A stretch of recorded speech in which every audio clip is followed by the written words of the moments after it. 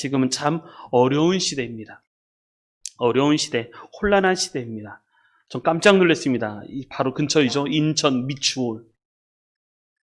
두 아이가 라면을 끓여 먹다가 화재가 났습니다. 그리고 두 아이가 화상을 입어서 아직도 깨어나지 못한다고 합니다. 작은 아이 나이가 8살, 큰 아이 나이가 10살입니다. 미누 나이가 9살. 그러다 보니까 이게 남일 같지가 않은 거예요.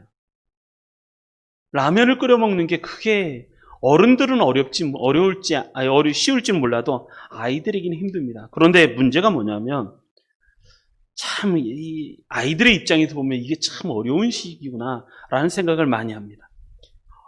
엄마가 보살펴 주지 않는 거예요. 여러분, 저는 이 사건을 보면서 그것을 참 많이 느꼈습니다. 영적으로 이렇게 보면, 해석해 보면 이렇습니다. 인간은요, 누군가의 보호를 받지 않으면 위험이 찾아온다는 거예요. 인간은 누군가의 보호를 받지 아니하면 위험이 찾아온다.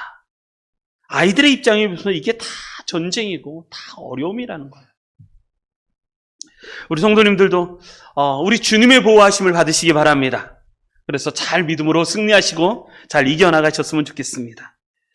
자, 더우면요 에어컨을 트세요. 더우면 에어컨을 트세요. 네, 그게 가장 나아요. 잘 이겨나가시기 바랍니다. 우리 다시 한번 옆 사람하고 다시 한번 인사하겠습니다. 승리하는 그리스도인이 됩시다. 다시 한번 승리하는 그리스도인이 됩시다. 자, 이 말씀을 통해서 오늘 다시 한번 승리하셨으면 좋겠습니다. 승리하면 생각나는 사람이 저에게는 있습니다. 승리하면 생각나는 사람 누구냐면 이순신 장군입니다. 이순신 장군. 이순신 장군은 백전백승한 분이시죠. 그러니까 23번을 싸웠는데 23번 다 승리한 사람이 이순신 장군입니다. 다 이겼다는 거죠. 다 이겼다는 거죠. 어떻게 이겼을까? 어떻게 이겼을까? 승리하는 비결은 이것은 뭐냐면 전쟁을 대하는 자세 때문에 이겼습니다. 전쟁은 안 일어날 거야. 전쟁이 일어나겠어? 설마 어려움이 생기겠어? 설마 일본군이 쳐들어오겠어? 그렇게 생각한 사람은 다 졌습니다. 왜? 준비를 하지 못했으니까요. 그런데 이순신 장군이 전라 좌수사가 된 지가 전쟁이 일어나기 전에 얼마 전에 전라 좌수자가 됐냐면 14개월 전에 전라 좌수자가 됩니다. 그러니까 14개월, 1년, 전쟁이 임진난이 일어나기 14개월, 1년 2개월 전에 전라 좌수자가 됩니다. 전라 좌수사가 되자마자 이순신 장군은 즉각적으로 알았습니다. 전쟁은 일어날 거다. 일본군은 쳐들어올 거다. 수십만의 강대한 적들이 쳐들어올 거다. 단병전으로 안 된다. 단병전으로 싸우면 백전백패한다. 라는 걸 알았습니다. 그리고 나서 배를 건조하고 수군에 집중을 하기 시작을 합니다.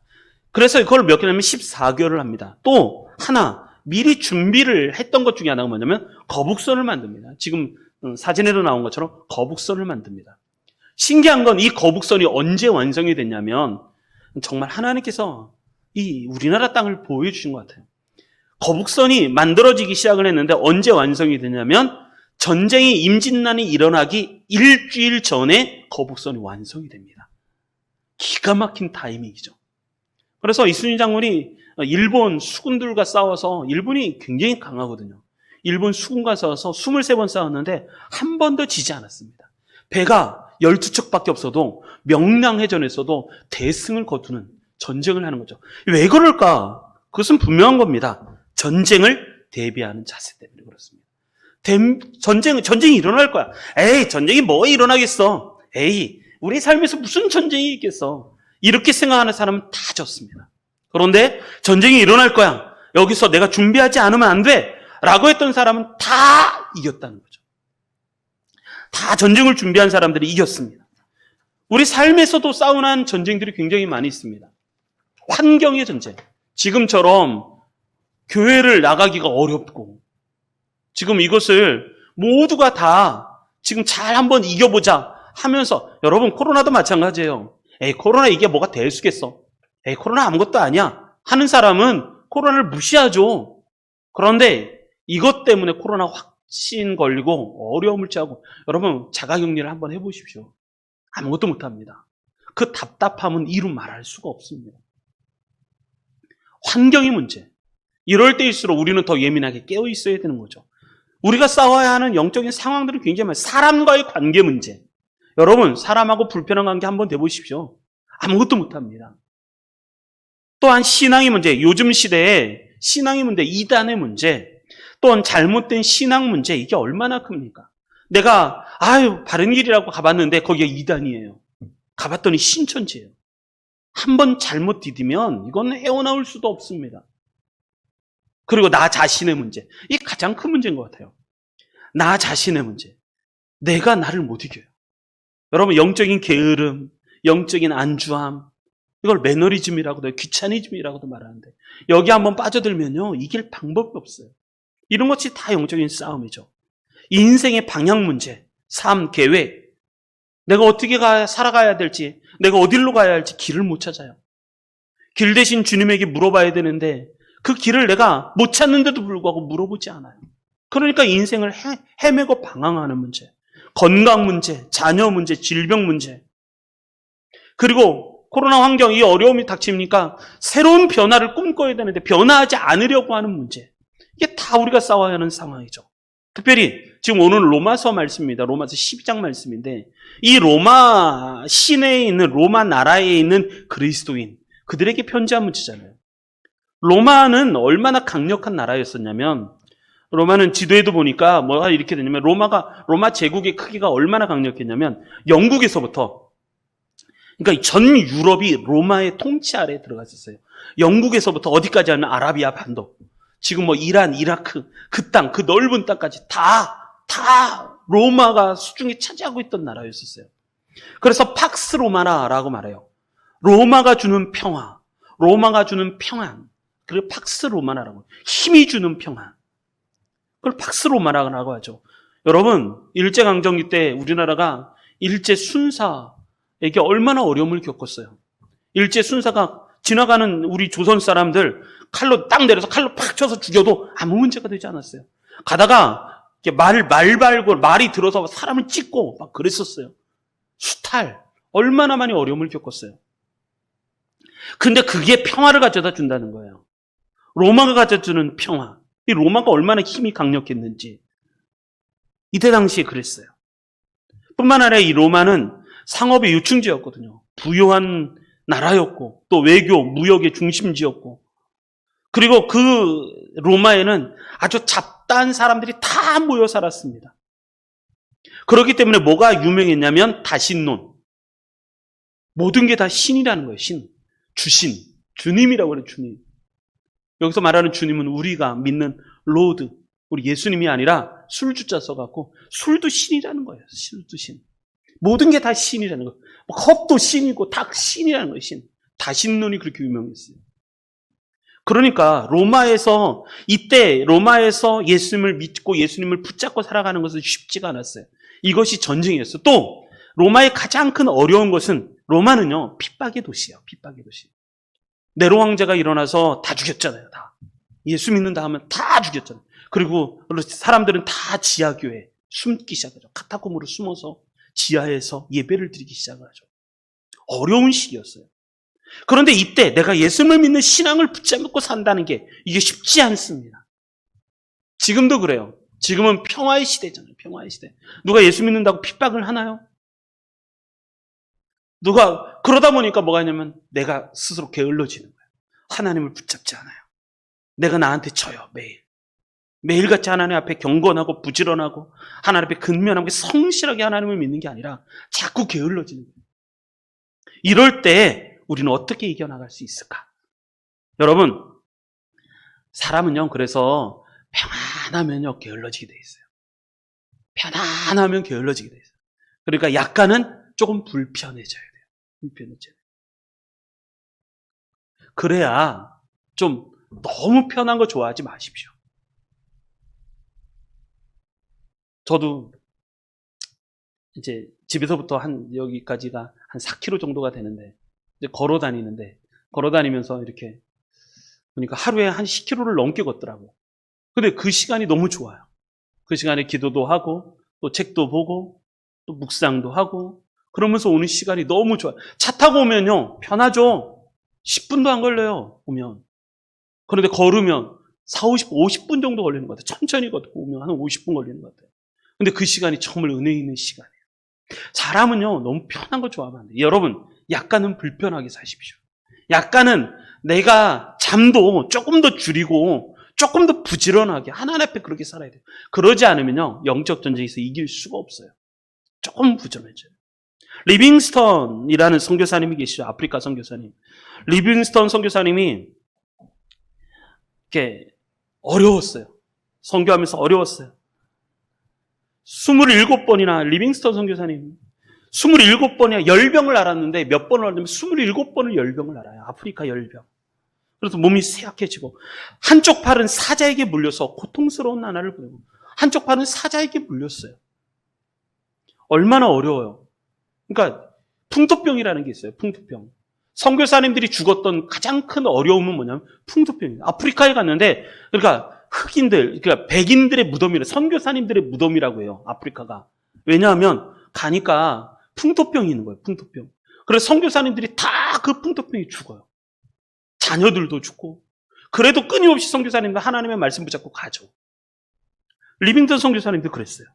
그런데 리빙턴 선교사님이 잠시 귀국했을 때 했던 얘기가 뭐냐면 그 어려움 속에서 어떻게 선교를 감당합니까? 그랬더니 리빙스턴이 했던 그 유명한 말, 이 말을 해요. 뭐냐면 힘들고 고독한 선교생활. 선교생활이 그래도 힘들죠. 고독하죠. 여러분, 혼자 외국에 딱 나가 있어 보세요. 얼마나 고독한지.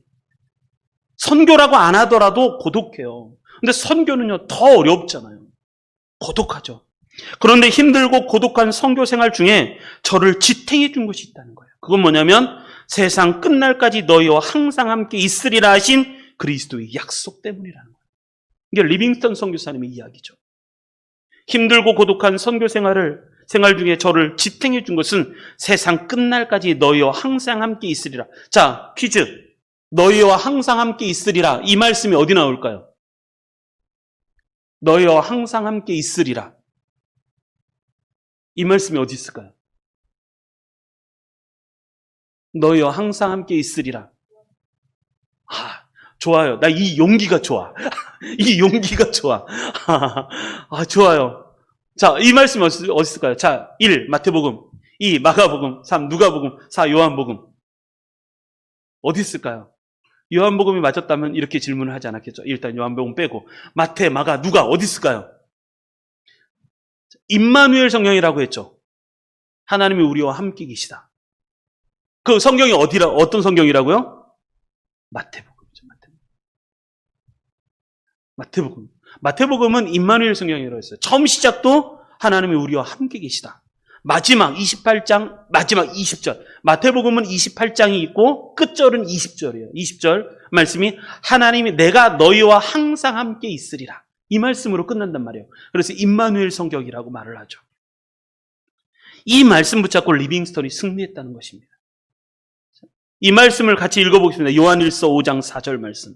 요한일서 5장 4절. 자, 큰 목소리로 같이 한번 읽겠습니다. 시작. 무릇 하나님께로부터 난 자마다 세상을 이기느니라. 세상을 이기는 승리는 이것이니 우리의 믿음이니라. 아멘. 한 번 더 읽겠습니다. 이건 큰 소리를 읽어야 돼요. 배에 힘 빡 주고 큰 소리로 한번 읽겠습니다. 시작. 무릇 하나님께로부터 난 자마다 세상을 이기느니라. 세상을 이기는 승리는 이것이니 우리의 믿음이니라. 아멘. 하나님께로부터 난 자마다 세상을 이긴다는 거예요. 세상을 이기는 승리는 이것이 우리의 믿음이다 라고 말씀하고 있습니다. 우리 성도님들, 이 어려움에서 이기시기 바랍니다.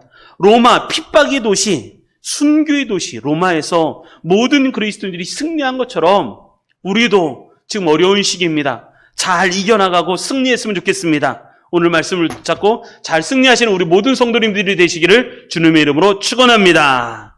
승리하려면 세 가지를 알아야 됩니다. 승리하기 위해서 오늘 본문의 말씀 세 가지를 알아야 됩니다. 첫 번째, 1절. 우리 같이 읽겠습니다. 1절. 승리하려면, 우리가 그리스도인으로서 이 땅에서 살아서 승리하려면 어떻게 될 것인가? 첫 번째, 읽겠습니다. 시작. 그러므로 형제들아, 내가 하나님의 모든 자비하심으로 너희를 권하노니 너희 몸을 하나님이 기뻐하시는 거룩한 산제물로 드리라. 이는 너희가 드릴 영적 예배니라. 아멘.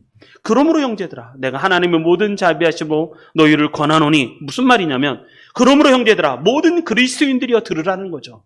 내가 하나님의 모든 자비하심으로 너희를 권하노니, 이건 뭐냐면 내가 간절히 너희에게 권면하는 것이 있다. 그것은 뭐냐면 너희 몸을 하나님이 기뻐하시는 거룩한 산 제물로 드리라. 이는 너희가 드릴 영적 예배니라 라고 말씀합니다. 이건 뭐냐면 우리의 몸을 날마다 하나님께 거룩한 산 제물로 드리라는 거예요. 이것이 우리가 해야 할 영적인 예배다 라고 말씀하고 있습니다. 무슨 얘기냐면 첫 번째 말씀이 이거예요. 이 말씀의 의미는 뭐냐면 우리가 이 땅에 살아가도 늘 하나님과 연결되는 삶을 살면 우리가 승리할 수 있다는 거예요. 여러분, 예수 믿는 사람들은 하나님과 연결이 실패하면 다른 것에서 다 실패하게 되어 있습니다. 그러니까 날마다 내 몸을 거룩한 산제물로 하나님께 드려서 하나님의 영적 예배를 드려서 하나님과 연결된 인생을 살라는 거예요. 그러지 않으면 실패한다는 거죠. 발전소가 있습니다. 엄청나게 많은 발전소가 있습니다. 여기도 영흥 발전소가 있죠. 전기가 그 큰 긴 전기가 계속 타고 들어오죠. 그런데 아무리 발전소에서 전류를 어마어마하게 보내도 휴즈 하나 끊어지면 그 아무리 많은 에너지의 전류라고 하더라도 휴즈 하나 끊어지면 전류 공급 못 받아요. 끊어지면 끝나는 거예요. 지금 우리 교회도 예배 지금 전기가 이렇게 들어왔잖아요. 전기가 들어왔는데 휴즈 하나 끊어지잖아요. 그럼 끝나는 거예요. 멈추는 거예요. 딱 전류가 딱 끝나는 거예요. 내 것으로 만들 수가 없어요. 전류를 아무리 많이 받아도 휴지 하나 끊어지면 그 전류를 내 것으로 만들 수가 없어요. 수돗물이 있어요. 우리는 물을 자유롭게 쓰죠. 머리 감을 때도 막 물 틀어놓고 막 감고 그러잖아요. 그런데 파이프 끊어지면요. 물은요. 수도가 공급이 오늘 수도 절단합니다. 그래서 물이 안 나오잖아요. 절수하잖아요. 물이 딱 끊어지면 여러분 그때부터 답답하기 시작해요. 화장실은 어떻게 할 거고 설거지는 어떻게 할 거고 냄새나고 물만 없어도 그래요. 그러니까 파이프가 딱 끊어지기만 하면 물이 그 칼칼 흐르던 물도 파이프 끊어지면 물이 안 나와요. 전기는 뭐 지금 막 비 와갖고 아까 우리 태풍이 쳐서 장마가 50일 정도가 됐는데 그때 문제가 생겨서 전기가 끊어졌어요. 막 그러면 캄캄한 아파트 그렇게 되는 거죠. 핸드폰도 전파가 끊어지면요. 그게 무슨 쓸모가 있겠어요? 전파가 끊어지면. 여러분, 하나님과 나의 이 연결은요. 하나님과 나의 연결은 이게 생명줄이에요. 생명줄. 나는 하나님과 연결되어 있는가? 여러분, 이 땅에서 아무리 팍스 로마의 핍박이 짜여들의 도시, 거기에 아무리 어려움이 있어도 하나님과 연결된 인생은 승리하는 인생이고 하나님과 끊어진 인생은 생명줄이 끊어진 인생이에요. 그러면 살 수가 없어요. 내가 홀로 바다에 떨어졌다고 하더라도 배로부터 생명줄이 딱 던져지면 그거 붙잡으면 사는 거고 그거 놓으면 끊어지는 거 죽는 거예요. 여러분, 나와 하나님과 단절시키는 것은 없습니다. 무엇이 나와 하나님을 자꾸 단절시킵니까? 이거 잘 이기셔야 돼요.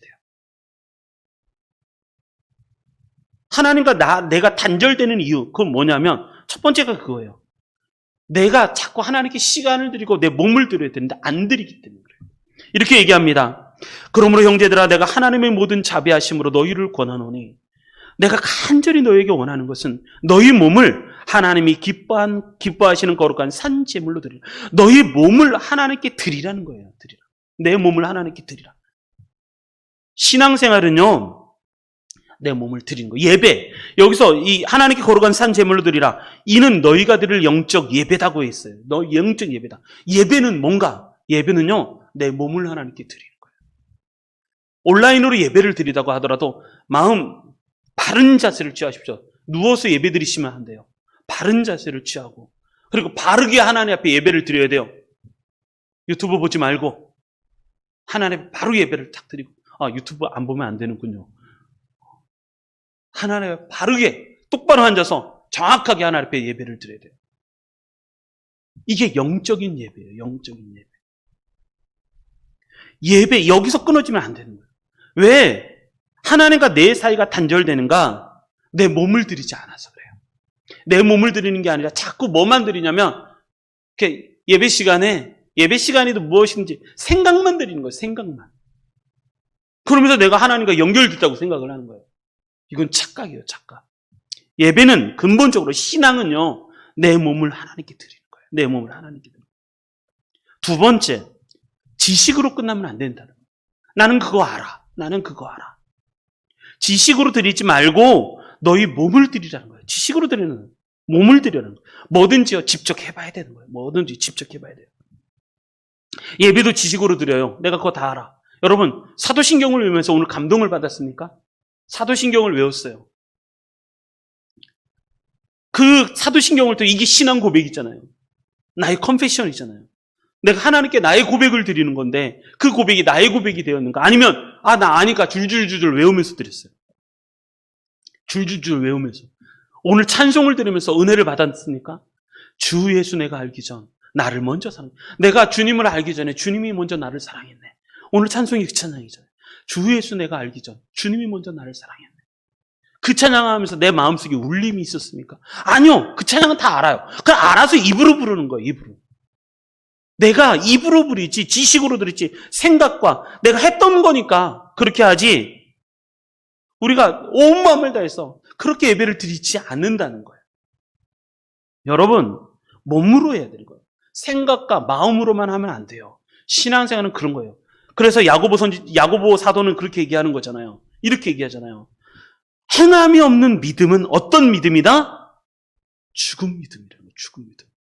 믿음이 있는데 행함이 없어요. 그 행함이 없는 믿음은 어떤 믿음이다? 죽은 거라는 거예요. 죽은 거다. 내가 알아요. 내가 믿음이 있다라고 말을 해요. 그런데 그 믿음이 내가 행함이 없어요. 그러면 그 믿음은 어떤 믿음이에요? 죽은 거예요. 죽은 거. 그리고 또 한 가지.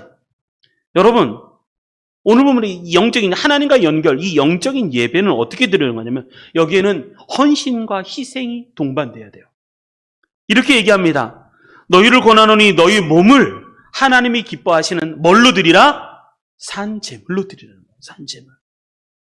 제물이라는 게 어떻게 돼요? 하나님 앞에 예배를 드릴 때 제물을 드릴 때 어떻게 하냐면 각을 뜨잖아요. 다리를 다 자르고 배를 쫙 갈라서 내장을 드러내고 그것을 하나님 앞에 불로 다 태워서 하나님 앞에 드리잖아요. 산제물이에요. 살아있는 제물.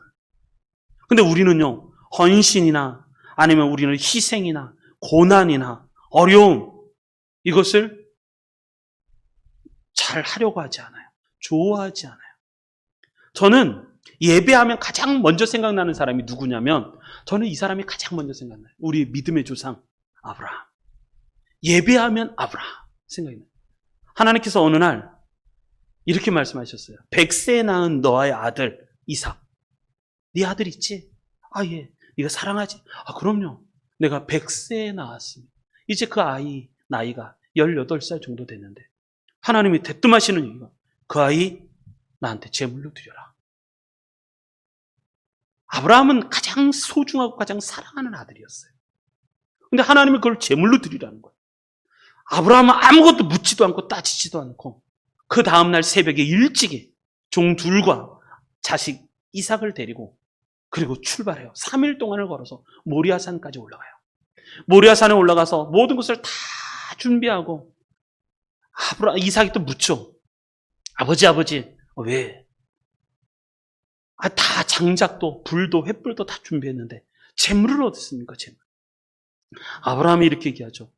그것은 하나님께서 다 준비하셨다. 하나님 준비하셨다. 그리고 나서 묻고 아브라함이 이삭을 막 묶어요. 그때 이삭이 알죠. 내가 재물이라고. 그래서 이삭을 막 묶어요. 그리고 나서 또 거기서 잡으려고 하죠. 여러분, 이게 예배예요. 이게 예배. 예배는요, 근본적으로 내가 하나님 앞에 산 제물이 되어야 돼요. 희생, 고난, 헌신, 이거는 기본이에요. 모든 그리스도인은 이건 근본적으로 해야 되는 거예요. 희생, 고난. 그러니까 그리스도인이라는 말은 어떤 말이냐면 순교자라는 말하고 똑같은 말이에요. 똑같아. 내가 예수를 믿는다. 난 예수를 위해서 고난을 당할 각오를 한 사람이다. 이 말이거든요. 그런데 그런 거 생각을 안 하는 거예요. 그냥 하는 거예요. 그냥. 여러분, 예수 그리스도의 흔적이, 내가 고난받은 흔적이 나한테 얼마나 있습니까? 예수님은 우리 위해서 고난을 당했는데 우리는 예수님을 위해서 고난을 당해본 적이 있냐고요. 억울하다고 매를 하죠. 내가 손해봤다고 얘기하죠. 내가 억울해서 그렇게 하소연을 하지, 그것이 내가 예수 그리스도를 위해서 내가 져야 할 나의 십자가라고 생각을 안 하는 거예요. 여러분, 하나님과의 연결은 생명줄인데 이것이 끊어지면 다 끊어지는 것인데 어떻게 하나님과 연결을 해야 할 것인가? 그것은 뭐냐면 하나님 앞에 내 몸을 하나님께 드려야 돼요. 지식으로 하면 안 돼요. 머리로 하면 안 돼요. 생각으로 하면 안 돼요. 내 몸을 드리는 거예요. 예배는 내 몸을 드리는 거예요. 뿐만 아니라 내 그 몸을 산 제물로 드릴 수 있어야 돼요. 산 제물로. 고난을, 헌신을, 그리고 희생을 우리는 각오하는 인생이 돼야 돼요. 예수 믿는 사람들은 손해볼 각오를 하고 희생할 각오를 하고 헌신할 각오를 해야 돼요. 이렇게 딱 생각하시기 바랍니다. 한번 따라하겠습니다. 나는 희생할 결단이 섰다. 다시 한번, 나는 희생할 결심을 했다. 이 결심을 하셔야 돼요. 예수 믿는 사람들은 예수를 위해서 고난당할 각오를 해야 돼요. 그래서 내 안에 천국에 올라가서 흔적이 하나님께 보여질 거예요. 내가 예수님을 위해서 당한 흔적이 얼마나 많을까? 우리는 안 한다니까요. 편한 거 좋아하고 그냥 일확천금 좋아하고 세상에서 칭찬 듣는 거 좋아하는 게 우리죠. 자, 첫 번째, 이러한 어려운 시기 때 승리하는 인생 되려면 첫 번째가 하나님과 연결을 해야 돼요. 하나님과 연결해야 돼요. 그러지 않으면 승리할 수가 없습니다. 두 번째, 2절 한번 읽겠습니다. 2절 읽겠습니다. 시작. 너희는 이 세대를 본받지 말고 오직 마음을 새롭게 함으로 변화를 받아 하나님의 선하시고 기뻐하시고 온전하신 뜻이 무엇인지 분별하도록 하라. 아멘. 두 번째, 이 본문의 말씀이 이렇게 돼요. 너희는 이 세대를 본받지 말라는 거예요. 그리고 오직 마음을 새롭게 함으로 변화를 받아 하나님의 선하시고 기뻐하시고 온전하신 뜻이 무엇인지 분별하도록 하라. 이것은 뭐냐면 첫 번째가 하나님과의 연결이라면 두 번째는 나를 지키는 싸움에서 승리하라는 거예요. 나를 지키는 싸움에서 승리하라. 그래서 사도 바울이 얘기한 나를 지키는 싸움은 세 가지를 얘기하는 건데 그것이 뭐냐면 첫 번째, 이 세대를 본받으면 안 된다는 거예요. 이 세대를 본받으면 안 된다. 여러분, 이 세대에 유행이 있어요. 유행. 문화적인 유행. 그리고 사상적인 유행이 있어요. 이데올로기라고 하는 사상적인 유행이 있어요. 그런데 이것 따라가지 말라는 거예요. 그 뭐에 본받다라는 것은 모양을 닮아가는 거잖아요. 그 모양을 닮아가려고 하지 마라는 거죠. 이 세대를 본받지 마라 라고 말을 합니다. 여러분, 세상이 그립습니까? 세상에서 주목받고 세상에서 인기받고 세상 사람들이 나를 알아주는 게 그립습니까? 그러지 마라는 거예요. 그러지 마라. 그리고 두 번째, 마음을 새롭게 함으로 변화를 받으라. 마음을 새롭게 함으로 변화를 받으라. 이게 신앙생활에서 가장 어려운 거예요. 여러분, 내 마음을 날마다 새롭게 하시기 바랍니다. 그래야 뭐가 일어난다? 변화가 일어난다. 제가 목회를 하면서 가장 큰 질문이 뭐였냐면 이거였어요. 사람은 변하는가? 근데 성경에는 이렇게 얘기해요. 날마다 마음을 새롭게 함으로 변화를 받으라는 거예요. 오늘 본문의 말씀이 그거잖아요. 이 세대를 본받지 말고 너희는 마음을 새롭게 함으로 날마다 변화를 받으라. 여러분, 마음을 새롭게 어떻게 변화를 받아요?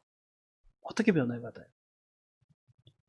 여러분, 세상에는 좋은 것 같은데 그 세상에는 다 뭐가 있냐면 독이 있어요. 독. 그 독이 내 마음에 들어와요. 그런데 순수하게 100% 순도 100% 순수하고 좋은 게 있어요. 그건 뭐냐면 말씀이에요. 말씀. 여러분, 내 마음을 변화시키는 가장 좋은 것은 두 가지 잘하면 돼요. 들어오는 것과 나가는 것 잘하면 돼요. 들어오는 것은 말씀이에요. 말씀. 하나님의 말씀이 내 마음에 들어오면 내 마음에 변화가 일어나요. 하나님의 말씀을 늘 묵상을 하고 하나님의 말씀 중심의 삶을 살면 내 안에 마음 안에 변화가 일어나요. 그리고 두 번째, 또 한 가지가 있어요. 그건 뭐냐면 꺼내는 거 잘해야 돼요. 꺼내는 거는 기도예요. 기도. 하나님 앞에 내 속에 있는 걸 꺼낼 수 있어요. 이걸 뭐라고 했냐면 회개라고 말을 해요. 회개. 하나님, 저 잘못했어요. 여러분, 하나님 앞에 회개하지 않으면요, 내 입술로 하나님 앞에 고백하지 않으면 내 안에 있는 거, 이게 계속 내 안에 쌓여 있어요. 그런데 이게 쓴뿌리가 되고 독이 있기 때문에 이게 나를 망가뜨리는 거예요. 하나님 앞에 다 토해내야 돼요. 토해내야 돼요. 회개할 수 있어야 돼요. 그래서 누가 거룩한 사람인가, 누가 신앙생활 잘하는가, 그것은 뭐냐면 내 안에 더러운 것을 꺼낼 수 있는, 회개 잘하는 사람이 믿음 좋은 사람이에요. 회개 잘하는 사람. 그래서 마음을 새롭게 함으로 변화를 받으라는 거예요. 변화를 받으라. 매일같이 여러분, 우리는요, 매일같이 마음 잡는 싸움을 해야 돼요. 마음을 새롭게 하는 싸움을 싸워야 돼요. 세상에 여러분, 보는 것, 듣는 것, 이게 다 뭐냐면, 이걸 통해서 뭐가 들어오냐면 세상에 내 속이 들어오거든요. 이게 다 마음으로 들어오는 거죠. 눈을 통해서 마음으로 들어오고, 듣는 걸 통해서 마음으로 들어오고. 그래서 이 마음에 들어온 것에 독이 가득하다 보니까 내 마음이 이게 점점 나빠지는 거예요. 나빠지는 거예요. 그런데 순도 100% 순수한 것, 그건 하나님의 말씀. 하나님의 말씀 순수하게, 하나님의 말씀에 들어오면 성령께서 그 말씀을 통해서 내 안에 역사하셔서, 그래서 내 마음을 정결하게 하는 거예요. 여러분, 그래서 매일 할 수만 있으면 매일 한 구절의 말씀을 암송하십시오. 그러면 엄청나게 큰 은혜가 돼요. 오늘 이 세 구절의 말씀, 이번 주간에 무조건 외우십시오. 이 말씀을 잊어버리시면 안 돼요. 이 말씀을 외워보십시오. 매일같이 이 말씀을 읽으십시오. 읽고 또 읽으면 저절로 외워져요. 말씀은 이거를 뭐라 그러냐면, 이걸 묵상이라고 하잖아요. 묵상. 그 말씀을 계속 내가 읊조리는 거. 다윗이 그랬어요. 다윗이. 내가 늘 새벽마다 하나님의 말씀을 읊조리이다. 하나님의 말씀을 늘 외우는 거예요. 그러면 내 마음이 변화를 받아요. 새롭게 변화를 받아요. 그리고 세 번째, 내가 나를 지키는 싸움. 세 번째, 하나님의 뜻을 분별해야 돼요. 하나님의 뜻을 분별해야 돼요. 오늘 본문의 말씀처럼 너희는 이 세대를 본받지 말고 오직 마음을 새롭게 함으로 변화를 받아 하나님의 선하시고 기뻐하시고 온전하신 뜻이 무엇인지 분별하도록 하라. 분별하는 것. 자, 한번 따라하겠습니다. 알면 쉽고 모르면 어렵다. 다시 한번, 알면 쉽고 모르면 어렵다. 여러분, 하나님의 뜻을 내가 분별하면 하나님의 뜻을 내가 알면 인생이 쉬워져요. 인생이 쉬워져요. 컴퓨터도 모르면 어려운데 알면 쉬워지는 거예요. 운전도 하면 쉬운데 모르면 어려운 거예요. 두려웠죠. 사랑하는 인생길도 그래요. 하나님이 주신 인생의 길을 내가 알면 쉬운 거예요. 알면 쉽게 가요. 근데 모르면 그것 찾아서 인생을 헤매기 시작하잖아요. 이 길이 그 길인가? 저 길이 그 길인가? 이 길이 그 길인가? 막 그러면서 헤매잖아요. 그러고 나서 내가 뭐하고 사나? 여러분, 알면 쉽고 모르면 어렵게 돼 있어요. 모든 것이. 그렇기 때문에 이렇게 얘기하는 거죠. 너희는 하나님의 선하시고 기뻐하시고 온전한 뜻이 무엇인지 분별하라는 거예요. 분별하라. 내가 나를 지킬 수 있어야 돼요. 내가 나를 지킬 수 있어요. 이게 쉽지가 않아요. 여러분, 쏠림 현상이라는 게 있어요. 쏠림 현상. 배가 있는데 이 배가 한쪽으로 확 기울면 배가 이렇게 무너진다는 거예요. 항상 그래서 균형이라는 게 중요해요. 균형. 신앙생활 할 때 가장 중요한 건 균형이에요. 균형. 하나님에게만 치우치는 것도 아니고 나에게만 치우치는 것도 아니고 하나님과 내가 균형 있게 하나님 앞에 설 수 있어야 돼요. 여러분, 목사가 되는데 제가 89학번인데 처음에 대학교를 간 게 89년도였었는데 내가 박사 공부하기까지 굉장히 오랜 시간 동안 공부를 했어요. 여러분, 목사가 되는데 왜 시간이 이렇게 많이 걸리는지 아십니까? 여러분, 내가 복음을 경험하고 하나님의 은혜를 경험하는데 걸리는 시간은 1시간도 안 걸릴 수가 있어요.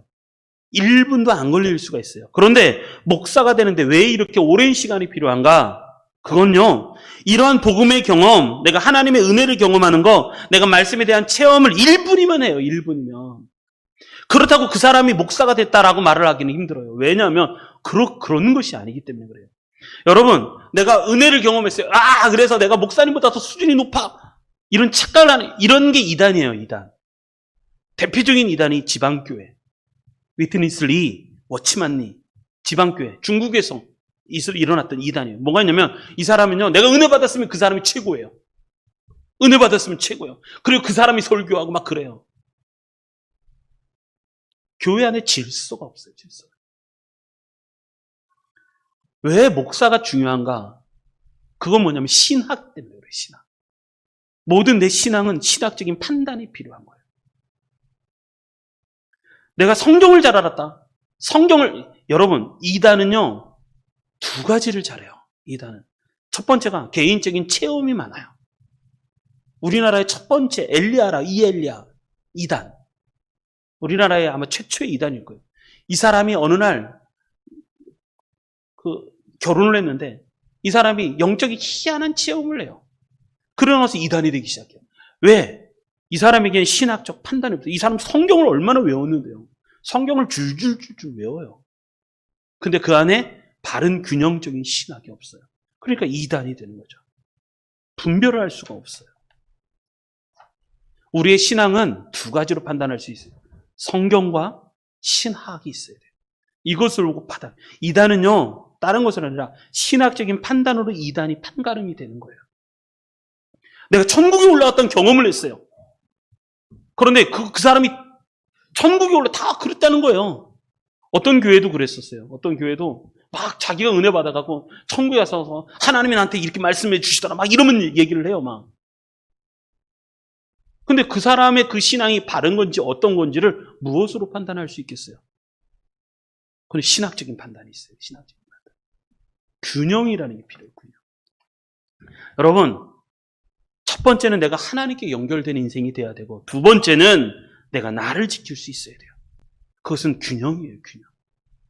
첫 번째, 이 세대를 본받지 말아야 되고, 두 번째, 마음을 새롭게 함으로 매일같이 변화를 받아야 되고, 세 번째, 하나님의 뜻을 분별해야 돼요. 하나님의 뜻을 분별해야 돼요. 그리고 목사님한테 자주 기도 요청을 하십시오. 그거는 좋은 거예요. 목사님이 기도를 해주고, 그리고 또 내가 은혜 받은 것에 대해서 신학적인 판단을 내려주고, 그러니까 목사님이죠. 그래야 우리가 승리할 수 있다. 지금은요, 영적인 혼돈의 시대예요. 유튜브만 들어보십시오. 희한한 설교와 희한한 메시지가 아주 너무너무 많은 거예요. 그렇기 때문에 좀 이것에 대해서 참 바르게 쓸 수 있어요. 하나님의 선하시고 기뻐하시고 온전하신 뜻이 무엇인지 분별할 수 있는 은혜가 필요해요. 아멘. 잘 승리하셨으면 좋겠어요. 그리고 세 번째, 우리 3절 말씀 읽어보겠습니다. 3절 읽겠습니다. 시작. 내게 주신 은혜로 말미암아 너희 각 사람에게 말하노니 마땅히 생각할 그 이상의 생각을 품지 말고 오직 하나님께서 각 사람에게 나눠주신 믿음의 분량대로 지혜롭게 생각하라. 아멘.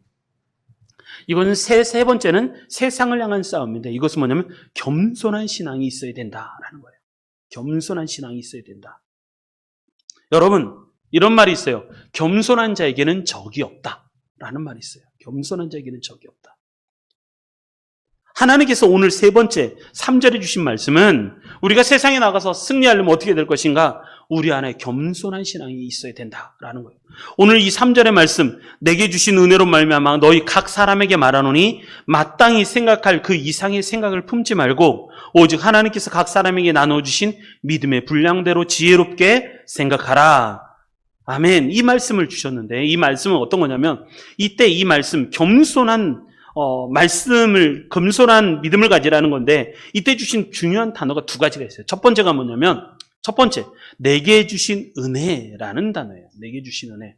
여러분, 은혜는요, 내가 스스로 나한테 주는 게 은혜가 아니에요. 은혜는 하나님이 나한테 주시는 거예요. 여러분, 우리는 모든 신앙을 그렇게 해야 돼요. 하나님이 나한테 주셨다라고 생각을 해야 돼요. 내가 스스로 얻어서 노력해가고, 와, 내가 일단 이렇게, 이러면 이걸 교만이라고 그래요, 교만.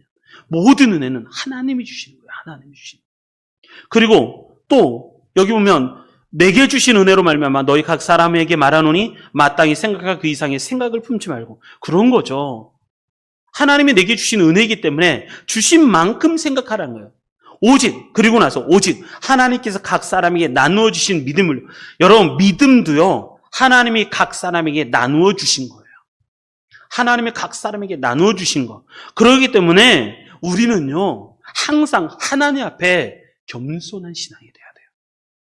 그리고 하나님이 우리에게 주시는 분이시기 때문에 하나님께서 우리에게 더 큰 은혜, 더 큰 믿음을 달라고 우리는 기도할 수 있어야 돼요. 그래야 이 세상에서 승리할 수 있어요. 여러분, 세상에서 가만히 이렇게 보면 사람은요, 약한 것 갖고 무너지지 않다라는 거예요. 사람은 내가 잘하는 것 때문에 무너지지, 내가 약한 것, 내가 부족한 것 때문에 무너지지 않아요. 사람은요, 그렇더라고요. 다 은혜. 이게 내가 스스로 잘나서 된 것처럼 생각을 하니까 내가 무너지는 거예요. 근데 기억하십시오. 은혜도 하나님이 주시는 것이기 때문에 은혜고, 그리고 믿음도 하나님이 내게 주신 믿음이기 때문에 생각할 때 어떻게 해야 되는가? 하나님이 내게 주신 그 믿음만큼, 하나님이 내게 주신 그 생각만큼 생각해야 돼요. 그럴 때 이길 수 있습니다. 하나님이 그렇게 해서 더 큰 거 주시면 더 크게 감사하면 되죠. 더 적게 주시면 더 적게 주시면 감사하죠. 여러분, 5달란트, 2달란트, 1달란트가 있어요. 어떤 사람에게는 5달란트 맡기기도 하고, 어떤 사람에게는 2달란트 맡기기도 하고, 어떤 사람에게는 1달란트 맡기기도 합니다. 맡기죠. 근데 이걸 비교해버리면 안 돼요. 누구한테는 누가 이렇게 주고, 나한테는 이렇게 조금 주고. 여러분, 하나님께서 다 알아서 주시는 거예요. 알아서. 그것에 대해서 우리가 감사할 수 있으면 하나님이 더 크게 주시는 거고, 거기에 주신 것만큼 최선을 다하면 하나님께서 더 크게 맡겨주시는 거고, 그럼 내가 더 큰 사람이 되는 거고, 그런 거죠. 근데 그걸 비교해 가면서 저 사람한테는 10달란트 주고 나한테는 1달란트 주고, 그렇게 하니까 무너지는 거예요. 다. 여러분, 세상을 향해서는 뭐가 있냐면, 하나님이 내게 주시는 힘으로 내가 승리하는구나. 이걸 잊으시면 안 돼요. 하나님이 내게 주시는 힘으로 승리하는구나. 그래서 뭐가 있냐면 겸손한 신앙이 돼야 돼요. 신앙은 늘 언제나 겸손하게 되어 있어요. 신앙은 겸손한 거죠. 요한일서 5장 4절 말씀, 무릇 하나님께로부터 난 자마다 세상을 이기느니라. 세상을 이기는 승리는 이것이니 우리의 믿음이니라. 요한일서 5장 4절. 이 말씀도 외우십시오. 외우셔야 돼요. 여러분, 지금의 시대는 어려움의 시대입니다. 혼돈의 시대예요. 그렇기 때문에 지금 로마에 있는 그리스도인들에게 바울이 편지를 씁니다. 1장부터 11장까지는 교리에 대한 이야기를 쫙 합니다. 그리고 12장, 오늘 이 본문서부터 16장까지는 이제 삶에 대한 이야기를 하는데, 균형이죠, 균형. 이제 어떻게 해야 될 것인가?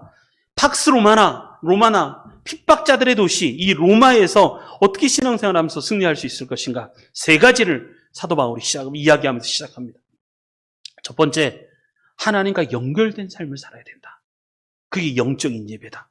영적인 예배는 생각과 내가 마음으로만 드리는 게 아니라 몸으로 드릴 수 있어야 된다. 그러나 산제물이 된다는 것도 잊지 마라. 희생하고 고생하고 헌신하는 것을 각오해야 된다. 그것이 우리가 하나님께 드릴 영적인 예배다. 사도 바울이 로마에 있는 그 성도들에게 이 말씀부터 시작을 합니다. 이 말씀부터. 두 번째, 나를 지키는 싸움에서 승리해야 된다.